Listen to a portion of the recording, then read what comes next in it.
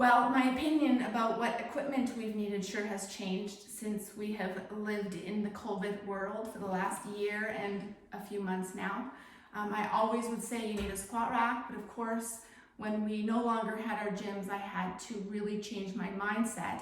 And I can honestly and comfortably say that we have developed and we are able to strengthen our bodies without these things. If you have a squat rack, awesome, you're lucky. I will definitely be programming it in, but if you don't, I will always make sure that there's options.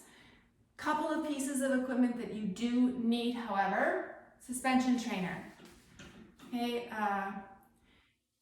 I will leave options if you don't have one, but if you have the room and the space, this really is the best investment for your home gym.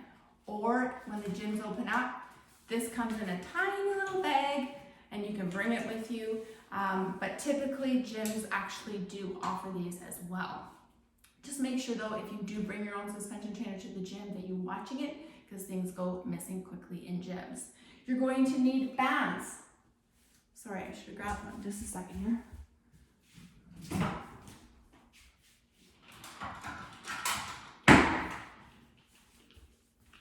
You're going to need some loop bands, like so. And you're going to need some handle bands. And you're going to need different thicknesses because different muscles require different thicknesses, obviously. As you get stronger, you're going to need to invest into thicker bands. Don't go crazy, but usually they come in packages of a good startup and they're not that expensive. These circle bands are also going to really help you with pull-ups,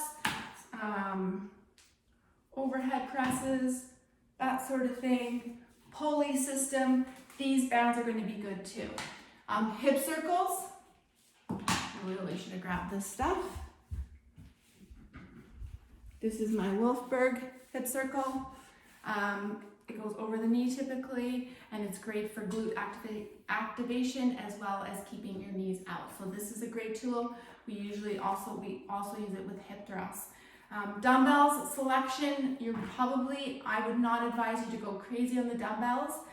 Like you can see here, they do require a lot of room and they're also very, very expensive. And the bands really can do what a dumbbell can do. Sometimes it's a little easier with the dumbbells, but really bands, as long as you're open to being creative, the bands would be just fine. Now, we're not all gonna have benches in our weight rooms. Obviously, a bench is not necessary, but a fit ball will be, because if you don't have a bench, this will be your bench. Ball is always going to be more effective because there's core stability, more balance, etc. So this is also going to be a necessity. And that really is all. Things that I love but not recommend: barbell, bumper plates. If you start really getting into it, this is going to be a great setup for you. Things like hip thrusts, right? So you place the barbell underneath with the bumper plate, the barbell sits off the ground, you roll it under. Again, not necessary, but incredible to have. Med ball, this is another option. Again, will never be necessary, but this is an Oogie ball that I bought 3 years ago. I love it because you can bounce it on the ground, on the wall. And again, though, not necessary. Bosu, which is the half-covered sphere. Really should have grabbed this stuff, sorry. I love my Bosu, but it's expensive and not necessary, but it is kind of fun to have. So if you're looking to add things, that is something that I would recommend. Other than that, gang, that's it.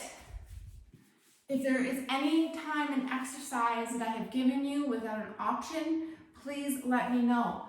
Or please just be creative and try to figure out something that you can do on your own. Remember, the fact that you're in the weight room, using your body, following a program that is giving you structure, progressive overload, and will get you work.